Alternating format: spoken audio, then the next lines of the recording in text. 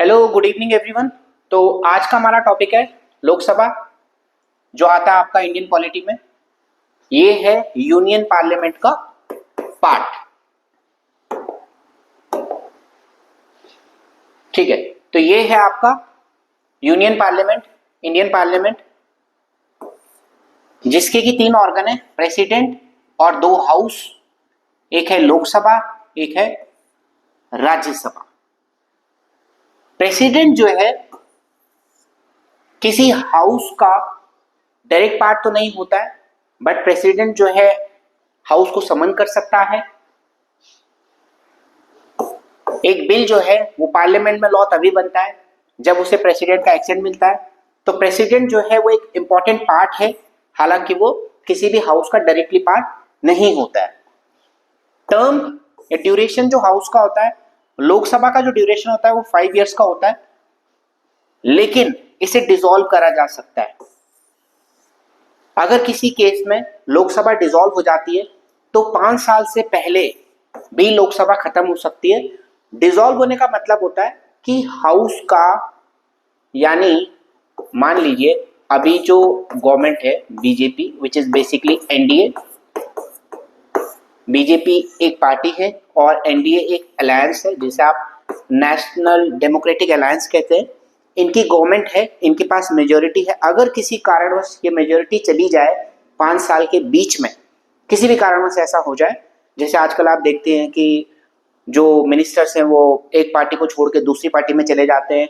ठीक है, अभी आपने राज्यसभा का देखा, वहाँ आम आदमी पार्टी के जो लीडर थे राघव चड्ढा, वो छोड़ के चले गए। तो मेजोरिटी इस तरीके से जा सकती है। अगर ऐसा कभी भी होता है 5 साल से पहले, तो हाउस जो है डिसॉल्व हो जाएगा। ठीक है, और भी रीजन हो सकते हैं डिसॉल्व होने के, वो जब हम आगे चल के पढ़ेंगे तो उसमें आपको डिटेल में समझाएंगे कि और इसके अलावा क्या क्या रीजन हो सकते हैं किसी भी हाउस के डिसॉल्व होने का। इसके अलावा पार्लियामेंट, सॉरी, लोकसभा जो है 5 इयर्स का टर्म होता है, लेकिन इसे एक्सटेंड किया जा सकता है। ये आपको समझना होगा कि एक्सटेंड किया जा सकता है, लेकिन एक्सटेंड का क्या है कि एक्सटेंड कब हो सकता है, जब प्रोक्लेमेशन ऑफ इमरजेंसी, यानी कंट्री में इमरजेंसी लग जाए। किसी इमरजेंसी क्या होती है? इमरजेंसी होती है ऐसी सिचुएशन जहां पर वॉर या वॉर लाइक सिचुएशन। ठीक है, इसके अलावा आप पढ़ते हैं कि आपकी फाइनेंशियल इमरजेंसी है। ठीक है, अगर ऐसा कुछ हो जाता है, अगर इमरजेंसी लग जाती है, तो उस केस में हाउस को आगे बढ़ाया जा सकता है और इसको आप एक बारी में 1 साल के लिए बढ़ा सकते हैं। पार्लियामेंट में एक लॉ लाया जाए और 1 साल लोकसभा को एक्सटेंड किया जाए। ठीक है, ये पहले हो चुका है, 76 में ये हो चुका है। 76 में एक्सटेंड करा था पार्लियामेंट को, ठीक है, 1 साल के लिए। उसके बाद इसे फिर से कर सकते हैं, लेकिन 1 साल का एक्सटेंशन ही एक बारी में लग सकता है। Extension an number of times के लिए हो सकता है। चलते हैं अगली स्लाइड की तरफ। ये है कंपोजिशन ऑफ लोकसभा। यहां पर आप देख रहे होंगे the maximum strength of Lok Sabha provided by article 81 is 550। 550 members हो सकते हैं, जिसमें कि 530 मेंबर्स जो हैं वो स्टेट से होते हैं और 20 मेंबर्स जो हैं वो आपके यूटी से होते हैं, जो भी यूनियन टेरिटरीज हैं वहां से 20 मेंबर होते हैं। तो ये कुल मिला के आ जाता है 550। अब यहाँ पर इसके अलावा एक और प्रोविजन था, 2 एंग्लो इंडियन के मेंबर। एंग्लो इंडियन, अगर मान लीजिए कि किसी कम्युनिटी के रिप्रेजेंटेशन नहीं है, अगर लगता है कि रिप्रेजेंटेशन नहीं है, felt that this community was not adequately represented, यानी उस कम्युनिटी का रिप्रेजेंटेशन नहीं आ रहा है लोकसभा में, अगर ऐसा प्रेसिडेंट को लगता है तो प्रेसिडेंट नॉमिनेट कर सकता है। ये इलेक्टेड मेंबर नहीं होते, नॉमिनेटेड मेंबर होते हैं। इलेक्टेड मेंबर उन्हें कहा जाता है जो इलेक्शन जीत कर आते हैं, नॉमिनेटेड मेंबर उनको कहा जाता है जिनको प्रेसिडेंट जो है डायरेक्टली भेज देता है। ठीक है, इनको वोटिंग राइट्स नहीं होते हैं और भी बहुत सारी चीजें होती हैं। ठीक है, तो नॉमिनेट किया जा सकता है ये 2 लोग। तो टोटल मेंबरशिप आपकी हो जाती थी 552, पर अभी क्या हो गया है, अभी 25 जैन 2020 को एक प्रोविजन लाया गया, एक अमेंडमेंट लाया गया, 104th अमेंडमेंट एक्ट। आपके एग्जाम में आ सकता है, ये वन वर्ड में भी आ सकता है और हो सकता है आपका अगर कंपोजिशन में उसमें भी आप इसे मेंशन कर सकते हैं।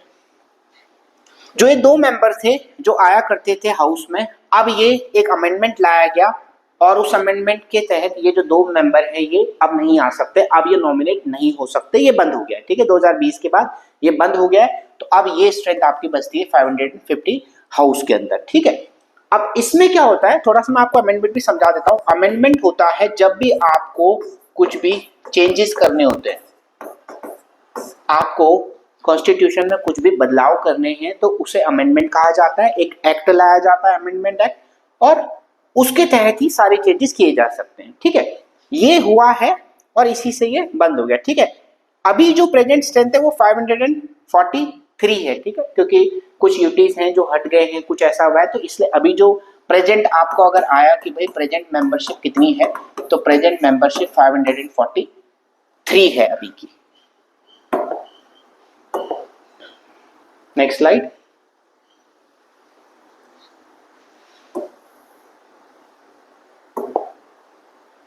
अब यहां चलते हैं, एलोकेशन ऑफ सीट्स।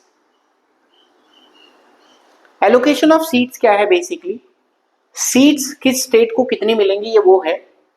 तो इसमें क्या है कि 1971 सेंसस, सेंसस क्या होता है, सेंसस होता है जनगणना।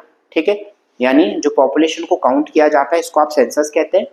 हर 10 साल में ये होता है, 2011 में हुआ था, 2021 का सेंसस, ठीक है, 2031। तो इस तरीके से हर 10 साल में गवर्नमेंट क्या करती है, सेंसस कराती है, यानी काउंट करती है कि भाई पॉपुलेशन क्या है कंट्री की।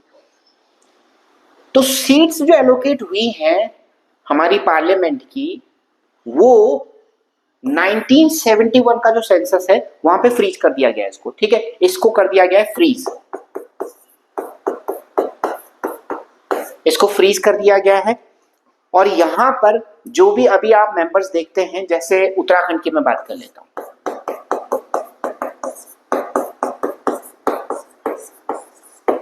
उत्तराखंड में लोकसभा के 5 सीट्स है। ठीक है, ये जो 5 है ये है on the basis of census of 1971। ठीक है, उत्तर प्रदेश जहां से कि सबसे ज्यादा सीट्स आते हैं 80, इसीलिए कहा जाता है कि उत्तर प्रदेश जो है बड़ा डिसाइडर होता है इसका सेंटर में किसकी गवर्नमेंट बनेगी। ठीक है, क्योंकि 80 मेंबर वहां से आते हैं। अब आप लगा लीजिए 543 से अगर 80 लोग कहीं से आते हैं तो एक बड़ा डिसाइडर ये स्टेट माना जाता है। इसीलिए ज्यादातर जो हमारे प्राइम मिनिस्टर आए हैं, बहुत सारे ऐसे प्राइम मिनिस्टर है जो यूपी से ही आए हैं। ठीक है, तो ये डिसाइडर है। उसी तरीके से उत्तराखंड की मैंने कहा आपको 5 सीटें, लेकिन ये 5 सीटें 1971 की पॉपुलेशन के बेसिस पे, यानी अगर 2021 का सेंसस के हिसाब से लगा दिया जाए तो हो सकता है ये सीटें बढ़कर 8 हो जाए, हो सकता है 9 हो जाए। ठीक है, वो डिपेंड करता है कि पॉपुलेशन कितनी है यहाँ की। ठीक है, अब इसमें क्या हो रहा है, इसमें डिलिमिटेशन अभी आ रहा है। अभी एक वुमेन रिजर्वेशन करके आपने सुना होगा, अभी गवर्नमेंट कह रही थी कि हम लोग वुमेन रिजर्वेशन लाना चाह रहे हैं। ठीक है, अब उसमें साथ आपने एक चीज और सुनी होगी जिसको बोला गया डिलिमिटेशन। अब बेसिकली क्या है, बेसिकली बात ऐसी है कि डिलिमिटेशन का जो ये जो मैंने कहा था कि फ्रीज करा हुआ था 1971 में, इसका टेन्योर हो रहा है खत्म। 2025-26 तक इसका टेन्योर था, वो खत्म हो चुका है। अब यहाँ से डिलिमिटेशन लागू होगा, यानी 2029 तक जो अगला चुनाव होगा वहां तक डिलिमिटेशन लगना कंफर्म है। ठीक है, लगना ही है इसने। अभी नई पार्लियामेंट भी आपने सुनो कि नई पार्लियामेंट बनी है, वहां जो लगभग जो सीटिंग है वो 800 से 900 की सीटिंग बनाई गई है। वहां आराम से 900 लोग बैठ सकते हैं। पुरानी जो पार्लियामेंट थी वहां वो छोटी थी। नई पार्लियामेंट जो बनी है बिल्डिंग, वो लगभग 900 की सीटिंग के लिए बनी है। वो इसीलिए बनी है क्योंकि 2029 में ये डिलिमिटेशन लगना है। अब इसमें क्या हो रहा है, हल्ला क्यों मच रहा है इतना ज्यादा, हल्ला इसलिए इतना ज्यादा मच रहा है कि साउथ के जो स्टेट है, क्योंकि अभी आप यहाँ देखिए लोकसभा में 80 मेंबर्स किसके, उत्तर प्रदेश के, महाराष्ट्र, ठीक है, तेलंगाना, इस तरीके से मेंबरशिप चल रही है। ठीक है, अब यहाँ भी है मिजोरम, नागालैंड, सिक्किम। ठीक है, हल्ला इसलिए मच रहा है, इसमें जो ज्यादा हल्ला मचा रहे हैं वो मचा रहे हैं साउथ इंडिया के लोग। साउथ इंडिया के लोग इसलिए मचा रहे हैं कि साउथ इंडिया वालों को लग रहा है कि जो नॉर्थ की पॉपुलेशन है वो ज्यादा है और साउथ की जो है कम है, तो हो सकता है कि अब जो है साउथ इंडिया के जो स्टेट्स है वो डिसाइडर ना बन सके, ठीक है, उनके पास ज्यादा सीट्स ना रहे, ठीक है, इसीलिए ये हल्ला थोड़ा सा भी मच रहा है इस पे अभी ये, लेकिन कोई फर्क नहीं पड़ेगा। डिलिमिटेशन तो देखो लगना ही है, 2029 तक ये लगना कंफर्म है। Next slide. अब इलेक्ट होके अगर लोग आ रहे हैं तो कोई क्राइटेरिया है, ठीक है, तो क्राइटेरिया क्या है, ये है क्राइटेरिया कि अगर कोई लोकसभा की सीट है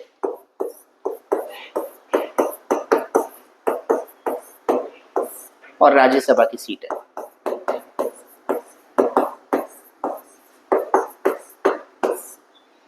अब देखिए लोकसभा के इलेक्शन होते हैं, हर 5 साल में लोकसभा के इलेक्शन होते हैं, वोट देने जाते हैं लोग। राज्यसभा के इलेक्शन आपने कभी नहीं सुने होंगे, मतलब कि राज्यसभा के इलेक्शन में कोई वोट देने जा रहा है, ऐसा नहीं होता है, क्योंकि ये डायरेक्टली नहीं होते हैं, ठीक है। ये जो इलेक्शन होते हैं ये डायरेक्ट इलेक्शन होते हैं, ठीक है, और डायरेक्ट इलेक्शन होता है यानी यहाँ पे कौन पार्टिसिपेशन लेता है, यहाँ पे लोग पार्टिसिपेशन लेते हैं, हर आदमी वोट देने के लिए एलिजिबल है, ठीक है, लेकिन कौन है, वो है जो इस क्राइटेरिया को फुलफिल करता है, यानी यूनिवर्सल एडल्ट फ्रेंचाइज, ठीक है। अब ये क्या है, ये है every person who has attend the age of 18 is entitled to vote, यानी हर वो आदमी जो 18 साल की उम्र से ज्यादा है, जिसकी एज जो है 18 से ज्यादा है, वो एलिजिबल होता है वोट देने के लिए, लेकिन यहाँ पर वो डिस्क्वालीफाई ना हुआ हो, वो किसी कारण से डिस्क्वालीफाई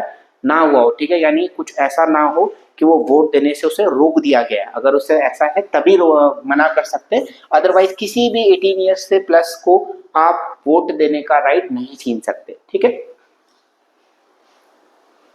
बाकी ये हम डिस्कस कर चुके हैं कि 543 है सिंगल मेंबर कॉन्स्टिट्यूएंसी, ठीक है।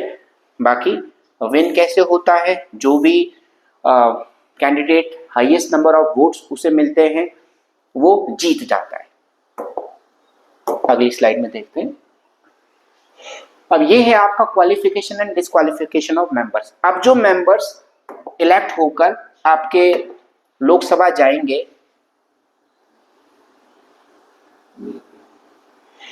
जो भी मेंबर सिलेक्ट होके लोकसभा जाएंगे उनके क्वालिफिकेशन क्या होनी चाहिए, ठीक है।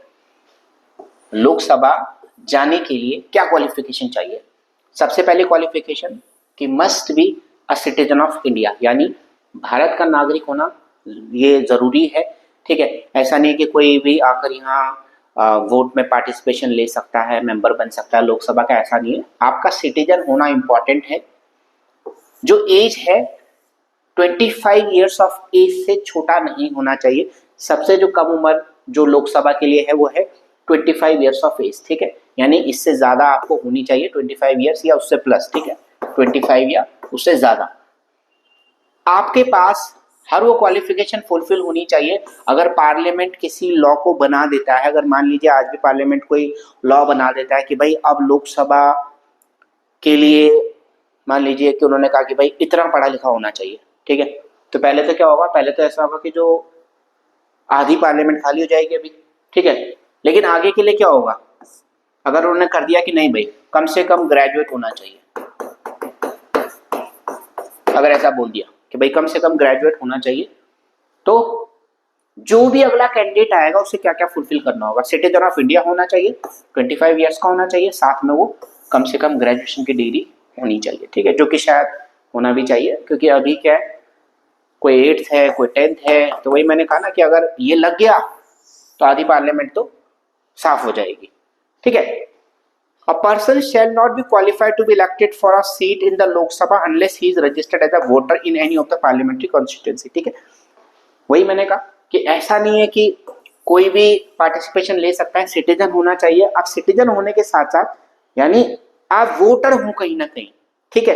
अब ऐसा है अगर मान लीजिए कि मैं देहरादून से वोटर हूं, तो ऐसा नहीं है कि मैं दिल्ली से नहीं लड़ सकता, मैं दिल्ली से भी फाइल कर सकता हूँ नॉमिनेशन, ठीक है, कहीं से भी फाइल कर सकते, सिर्फ आपका यह है कि वोटर होना है आपको कहीं ना कहीं, ठीक है। जैसे प्रधानमंत्री हैं, ये उत्तर प्रदेश से इलेक्शन लड़ते हैं, कहाँ के, गुजरात के हैं, ठीक है। तो ऐसा हो सकता है कि कोई कहीं और से इलेक्शन लड़ रहा है, वोटर कहीं और का है, ठीक है, लेकिन इंडिया में होना चाहिए कहीं ना कहीं। ये तो था आपका क्वालिफिकेशन मेंबर्स का। अब क्वालिफिकेशन है तो डिस्क्वालिफिकेशन भी होगा। अब डिस्क्वालिफिकेशन यानी कोई मेंबर ऑफ पार्लियामेंट जो है, अभी हम फिलहाल लोकसभा की बात कर रहे हैं, a person is disqualified to be member of either house of Parliament. Disqualify किस किस बेसिस पर हो सकता है? पहला, if one holds an office of profit, ठीक है। ऑफिस ऑफ प्रॉफिट का मतलब क्या होता है कि आप अंडर स्टेट गवर्नमेंट या सेंट्रल गवर्नमेंट किसी भी किस्म का बेनिफिट ले रहे हैं, सैलरी ले रहे हैं, ठीक है, तो वो अलाउड नहीं है, आपको रिजाइन करना होगा। ऐसा नहीं है कि वहां से भी आप सैलरी लेंगे और as a member of Parliament भी आप सैलरी लेंगे, नहीं, आप नहीं कर सकते, आपको एक तरफ से करना होगा, ठीक है। तो कोई भी ऐसा इंसान यहाँ पे क्राइटेरिया फुलफिल नहीं करता है जो किसी भी ऑफिस ऑफ प्रॉफिट को होल्ड करता है। A person of unsound mind, unsound mind यानी मेंटल हेल्थ जो है ठीक ना होना। अगर किसी को भी कोर्ट ने ये डिक्लेयर कर दिया कि भैया ये जो है ये अनसाउंड माइंड का पर्सन है, इनका जो मानसिक संतुलन है वो ठीक नहीं है, तो वो ऑटोमेटिकली क्या हो जाता है? डिस्क्वालीफाई हो जाता है। अगर कोई भी इंसॉल्वेंट घोषित हो गया, इंसॉल्वेंट यानी दिवालिया, ठीक है। जैसे क्या होता है कि भाई एग्जाम्पल ले लेते हैं कि विजय माल्या, विजय माल्या ने क्या करा? विजय माल्या ने कहा कि भाई देखो लोन था, लोन लेके बाद में भाग गया। हुआ क्या था? उनका केस ऐसा बना था कि विजय माल्या ने कहा कि देखो मेरे पास देने के लिए पैसे नहीं, ठीक है, कंपनी डूब गई है, लॉसेस में चल रही है, थोड़े दिन घुमाया, उसके बाद विजय माल्या गायब हो गया पैसे लेकर, ठीक है। तो उस केस में विजय माल्या ने खुद को क्या साबित करा था? विजय माल्या ने कहा था कि मैं इंसॉल्वेंट हो गया हूँ, ठीक है, मेरे पास पैसे देने के लिए नहीं है।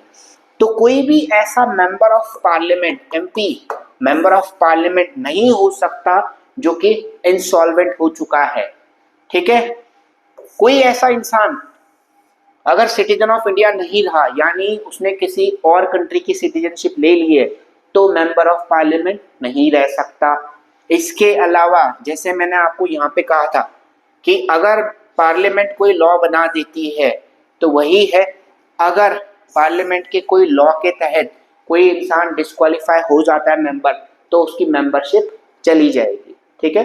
अब ये है थोड़ा सा जो आपको समझना होगा कि नो डुअल मेंबरशिप, ठीक है।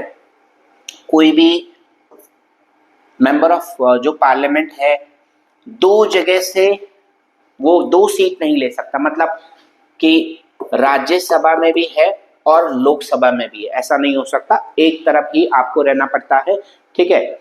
और ऐसा नहीं है कि सिर्फ लोकसभा राज्यसभा। अभी मैं रिसेंट एग्जांपल दे देता हूं आपको।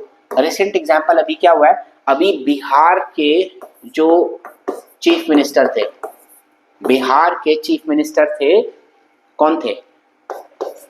नीतीश कुमार, ठीक है। नीतीश कुमार बिहार के चीफ मिनिस्टर थे। नीतीश कुमार को राज्यसभा भेजा गया, ठीक है। अब नीतीश कुमार यहाँ पर अगर बिहार के चीफ मिनिस्टर हैं तो चीफ मिनिस्टर वही हो सकता है जो उस स्टेट असेंबली का पार्ट है या कॉन्स्टिट्यूएंसी का पार्ट है, ठीक है। अब ये बिहार के चीफ मिनिस्टर थे, यानी ये वहां एमएलए थे। एमएलए होता है मेंबर ऑफ लेजिस्लेटिव असेंबली, ठीक है। काउंसिल भी होता है क्योंकि दो हाउस सिस्टम भी है कहीं कहीं, तो एमएलए थे वहां। अब बिहार से नीतीश कुमार गए दिल्ली, उन्होंने कहा भैया मैं राज्यसभा का मेंबर बनना चाहता हूं। तो राज्यसभा का मेंबर जब नीतीश कुमार बनेंगे तो अब क्या होगा? एक सीट यहां और एक सीट यहां, तो एक ही में रह सकते हैं, ठीक है। आपको वहां पे रिजाइन देना होता है। उस दौरान आपने देखा होगा कि इन्होंने यहाँ नॉमिनेशन फाइल कर लिया था और उसके बाद आकर इन्होंने यहाँ से ये चीफ मिनिस्टर वगैरह सारी चीजें हुई हैं, क्योंकि 14 डेज का टाइम रहता है, 14 दिन का समय रहता है, आपको दो में से एक सीट का चुनाव करना होता है, ठीक है। तो इन्होंने राज्यसभा की सीट में नॉमिनेशन फाइल किया, वहां सारा कुछ करा, ये यहाँ से मेंबर नहीं रहे, ठीक है। तो डुअल मेंबरशिप का कोई भी प्रोसीजर नहीं है। अगर कोई लोकसभा में है तो राज्यसभा में नहीं रह सकता, राज्यसभा में तो लोकसभा में नहीं रह सकता। इसी के अलावा ये भी साइमल्टेनियसली वो दो जगह मेंबर नहीं हो सकता, यानी a person be a member both of parliament, parliament is Lok Sabha Rajya Sabha, and house of legislature जो ऑफ अ स्टेट, जो मैंने अभी आपको बिहार का एग्जांपल दिया कि ऐसा नहीं है कि लोकसभा राज्यसभा दोनों जगह के आप मेंबर नहीं रह सकते, आपको लोकसभा राज्यसभा तो है ही यहाँ पर, Lok Sabha Rajya Sabha plus state assembly ये भी आप इंक्लूड कर लीजिए कि एक ही जगह का मेंबर एक इंसान रह सकता है, ठीक है। लोकसभा राज्यसभा आपको एग्जांपल समझना है तो नरेंद्र मोदी दो जगह से इलेक्शन लड़े थे, आपको अगर पता हो दो जगह से इलेक्शन लड़े थे और दोनों जगह से जीते थे। उसके बाद उन्होंने 14 डेज के बाद क्या करा था, एक सीट से रिजाइन करा था, तो 14 दिन का समय रहता है, ठीक है। Expulsion, both house of Indian Parliament have the power to expel a member whose conduct damage the dignity of the house, ठीक है। दोनों ही हाउस के पास पावर है कि अगर कोई भी मेंबर जो है किसी डिग्निटी अगर भंग करता है किसी भी हाउस का, वो फॉलो नहीं करता है, तो वहाँ के जो लीडर है, लीडर ऑफ द हाउस जो भी रहता है, वो उनके पास राइट है उस मेंबर की मेंबरशिप को भंग करने का, ठीक है। बाकी नेक्स्ट स्लाइड ये है, अब मेंबर बने हैं तो भाई ओथ भी होगी, ओथ बाय अ मेंबर, ठीक है। हर मेंबर को ओथ लेनी होती है, चाहे वो लोकसभा, चाहे राज्यसभा, चाहे विधानसभा, सबको ओथ लेनी होती है, ठीक है। कॉन्स्टिट्यूशन में फेथ रखेंगे, ठीक है भाई, अगर एमएलए है, एमपी है, वो कॉन्स्टिट्यूशन में फेथ ही नहीं रखेंगे तो कैसे चलेगा देश। तो उनका ये रहता है कि भाई कॉन्स्टिट्यूशन में फेथ रहेगा, इस चीज का उन्हें ध्यान रखना होता है, ठीक है। देश की सॉवरेनिटी और इंटीग्रिटी को वो ध्यान देंगे, ठीक है। फेथफुल रहेंगे किस चीज पे, ड्यूटी करने में अपनी, ऐसा नहीं है कि बस कहीं भी घूम रहे हैं फिर रहे हैं, ऐसा नहीं है, ठीक है। तो ये उन्हें ध्यान देना होता है, ये वो शपथ लेते हैं, ठीक है। इसके अलावा सीट कैसे खाली होती है, तो सीट खाली का मैं एक एग्जाम्पल जो मैंने अभी दिया था, मैंने बिहार का एग्जाम्पल दिया था। बिहार में नीतीश कुमार ने क्या करा, रिजाइन दिया, और जब नीतीश कुमार ने रिजाइन दिया है तो वहां की सीट खाली हो गई है, अब दोबारा इलेक्शन होगा वहां, ठीक है। पूरे बिहार में नहीं होगा, उस सीट पर होगा। ये आपको एक चीज समझनी है कि कभी कभी ऐसा भी होता है, ठीक है। अब यहाँ पे समझिए, if a member resigns his seat by writing to the speaker of the chairman in case may be, ठीक है। लोकसभा में होता है स्पीकर, राज्यसभा में होता है चेयरमैन। अगर कोई भी मेंबर स्पीकर को लिख कर दे दे कि भाई मुझे अब मेंबर नहीं रहना है, तो सीट खाली, ठीक है। राज्यसभा में नहीं मेंबर रहना तो चेयरमैन को लिख के दे देगा, तो सीट खाली हो जाएगी, उस पर दोबारा इलेक्शन होगा। तो पहली चीज, अगर कोई मेंबर रिजाइन कर देता है। दूसरी चीज, if a member without permission of the house absent from all the meeting for 60 days, अगर 60 दिन तक लगातार जो मीटिंग हुई है, जो प्रोसीडिंग्स हुई हैं हाउस की, उसमें पार्टिसिपेशन ना ले, और मेंबर विदाउट परमिशन ऐसा कर रहा है, ठीक है, कोई भी इंफॉर्मेशन नहीं शेयर कर रहा है, तो क्या होगा उस केस में, आप देखेंगे कि मेंबर का जो है मेंबरशिप है वो चली जाएगी। तीसरा, if a member become subject to disqualification, जो अभी अभी हमने कहा था कि भाई अगर कोई मेंबर जो है वो डिस्क्वालीफाई हो जाता है किसी भी कारणवश, आपको डिस्क्वालिफिकेशन के मैंने रीजन बताए थे 3-4, ठीक है। अगर कोई भी मेंबर डिस्क्वालीफाई हो जाता है तो भी क्या होगा, तो भी आप देखेंगे कि वो सीट जो है वेकेंट हो जाएगी। यहाँ पे आप देख लेंगे डिफेक्शन अभी हम पढ़ेंगे, क्योंकि डिफेक्शन का भी केस हुआ है, जो मैंने आम आदमी पार्टी का एग्जांपल दिया डिफेक्शन, हम डिफेक्शन को भी एक वीडियो में कवर अप करेंगे, ठीक है, क्योंकि ये भी एक है जो कि चीजें चल रही हैं, तो हम उस पर भी बात करना चाहेंगे।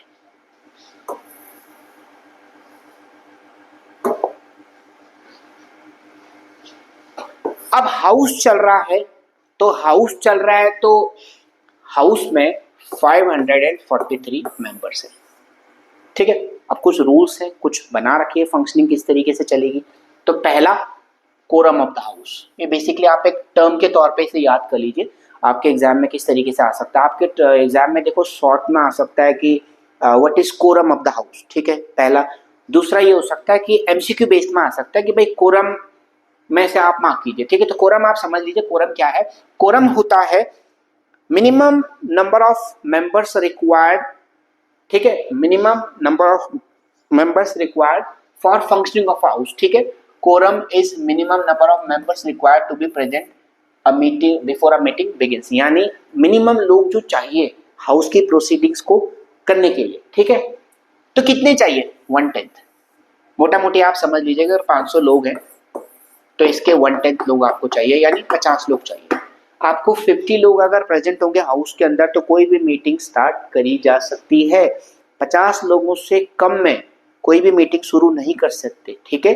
लेकिन देखो होने को ऐसा हो सकता है कि 50 से कम में मीटिंग हो सकती है, कैसे? हालांकि अनकॉन्स्टिट्यूशनल है लेकिन हो सकता है। ये आपको समझना होगा कि कोरम का ऑब्जेक्शन होना चाहिए। कोई मेंबर इस ऑब्जेक्शन को रेज करे कि भाई कैसे आप हाउस रन कर रहे हैं। मान लीजिए कि जो गवर्नमेंट में है, जो अभी मेजोरिटी में है, वो 40 लोग आए, 45 लोग आए, उन्होंने एक मीटिंग स्टार्ट कर दी और कोई भी ओपोजिशन का नहीं आया, तो कोई तो करेगा नहीं उस टाइम पे, ठीक है। कौन रेज करेगा इस कंसर्न को कि भाई कोरम नहीं है? तो इसीलिए ओपोजिशन का होना बड़ा इंपॉर्टेंट होता था। ओपोजिशन का कोई अगर वहां है और उसने देख लिया कि भाई 40 लोगों में मीटिंग हो रही है, वो कंसर्न रेज करेगा। जब तक कंसर्न रेज नहीं हुआ तब तक भंग नहीं माना जा सकता, तब तक हाउस चलता रहेगा, ठीक है। इस चीज का भी ध्यान देना है कि ऐसा नहीं कि कोरम अपने आप लग जाएगा, किसी को कंसर्न रेज करना होगा। अगर ऐसा कुछ हो रहा है, अगर मान लीजिए चेयरमैन ने या उन्होंने नहीं करा तो आपको कंसर्न रेज करना होगा, ठीक है। जैसे ही कोरम होगा बेल बजेगी और हाउस के प्रोसीडिंग्स जो है वो रोक दी जाएंगे उस दिन के लिए। उस दिन हाउस नहीं चल सकता कि भाई कोरम नहीं है। तो कोरम आप समझ गए, कोरम होता है minimum number of members required to run a house, ठीक है। किसी हाउस की प्रोसीडिंग्स को चलाने के लिए जो मिनिमम लोग चाहिए आपको, उसे कोरम कहा जाता है, ठीक है। अब आते हैं सैलरी पर। तो ऐसा नहीं है कि एमपी है, एमएलए है, सैलरी नहीं है, सैलरी है इनकी, अच्छी खासी सैलरी लेते हैं। मोटा मोटी आप समझ लीजिए कि 2.5 लाख के आसपास की सैलरी है, ठीक है। इसमें लगभग 1.25 लाख इनकी सैलरी है, ठीक है। 70 से 80 हजार इनको मिलता है ऑफिस के लिए expense.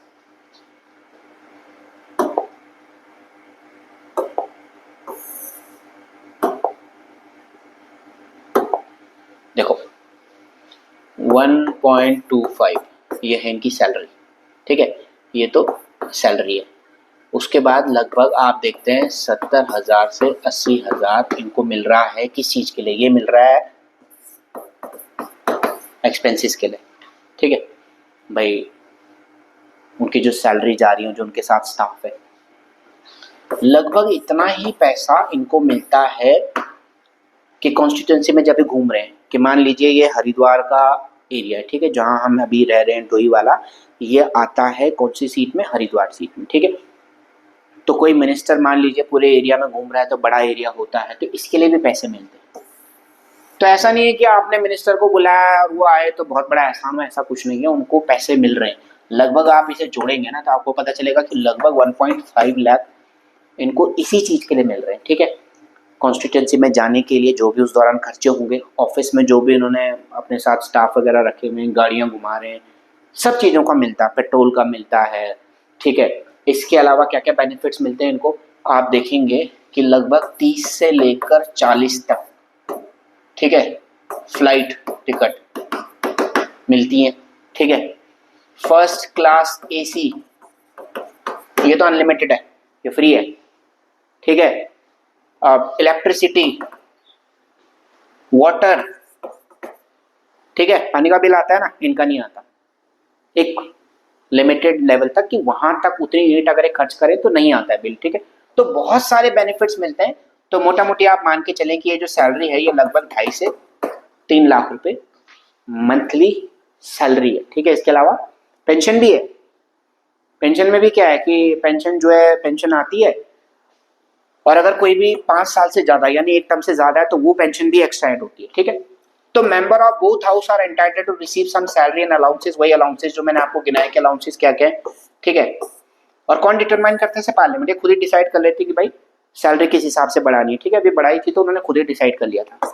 They are provided many facility, जैसे मैंने आपको कहा ना कॉन्स्टिट्यूएंसी अलाउंस, अभी मैंने आपको गिनाया था, देखो मैंने आपको कहा था ना घूमने का अलाउंस मिलता है, ऑफिस अलाउंस, देखो मैंने आपको गिनाया था कि ऑफिस अलाउंस मिलता है, कॉन्स्टिट्यूएंसी में घूमने का अलाउंस मिलता है, ठीक है। इसके अलावा ये आपको देखना है कि हर एमपी को 5 करोड़ रुपए मिलते हैं। 5 करोड़, अभी 5 करोड़ मिलते हैं का ये मतलब नहीं है कि इनको ट्रांसफर किए जाते हैं इनके अकाउंट में, ऐसा नहीं है। 5 करोड़ रुपए खर्च कर सकते हैं अपनी कॉन्स्टिट्यूएंसी में। यानी हरिद्वार मैंने बात करी, हरिद्वार एरिया में जो भी कंस्ट्रक्शन करना है या कुछ बनाना है तो 5 करोड़ रुपए तक खर्च किया जा सकता है 1 साल के अंदर, ठीक है। 5 करोड़ रुपए तक खर्च किया जा सकता है, और ऐसा नहीं कि अगर 5 करोड़ रुपए यूज नहीं करा तो वो अगले साल ऐड हो जाएगा, अगले साल 5 + 5 10 हो जाएगा, ऐसा नहीं है। वो खत्म हो जाएगा, अगले साल वापस 5 करोड़ का आपका वो रहेगा। यानी एक वो है, एक लिमिट दे रखी है कि भाई 5 करोड़ रुपए तक का आप गवर्नमेंट से लेकर आप करा सकते हैं अपने एरिया में, ठीक है। अब जो भी इसको नहीं करा रहा है वो भी आप मान के चलें कि एज ए एमपी फेलियर है, ठीक है। क्योंकि अगर जो गिवन अमाउंट है उसको ही यूज नहीं कर पा रहे हैं, अगर भाई ये हो रखा है अलॉट, आपके पार्लियामेंट ने अगर अलॉट करा हुआ है कि भाई 5 करोड़ रुपए लीजिए और आप जनता का भला कीजिए, ठीक है। लेकिन अगर एमपी जो है वो ऑन ग्राउंड आ ही नहीं रहा है, वो 5 करोड़ रुपए खर्च ही नहीं कर पा रहा है, तो कितनी बड़ी बात है, ठीक है। अब आते हैं कि हाउस चलता कैसे। हाउस में जो बातचीत होती है किस लैंग्वेज में होती है, तो देखो हाउस में जो बातचीत होती है वो हिंदी या इंग्लिश में होती है, ठीक है।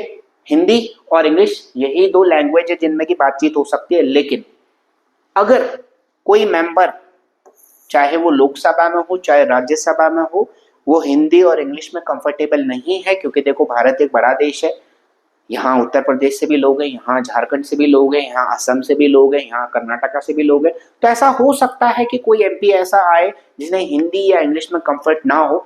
अगर ऐसा होता है तो जो चेयरमैन होते हैं, जो कि राज्यसभा में मैंने आपको कहा था, और स्पीकर लोकसभा में, वो उनको उनकी मदर टंग में बात करना अलाउड कर सकते हैं। यानी जो भी वो अपनी स्पीचेस देंगे, जो भी बातचीत करेंगे, वो अपनी मदर टंग में भी दे सकते हैं, ठीक है। इसके लिए परमिशन देने का राइट किसका है? चेयरमैन का है और स्पीकर का, ठीक है। स्पीकर लोकसभा में होता है, चेयरमैन राज्यसभा में होता है। तो ये है आपका लैंग्वेज जो यूज हो सकती है। हिंदी, इंग्लिश मैंने आपको बता दी कि ये आपके प्रोमिनेंट लैंग्वेजेस हैं जो यूज हो सकती है पार्लियामेंट में। लेकिन मदर टंग का इस्तेमाल भी किया जा सकता है, उसके लिए चेयरमैन और स्पीकर को परमिशन देनी होगी।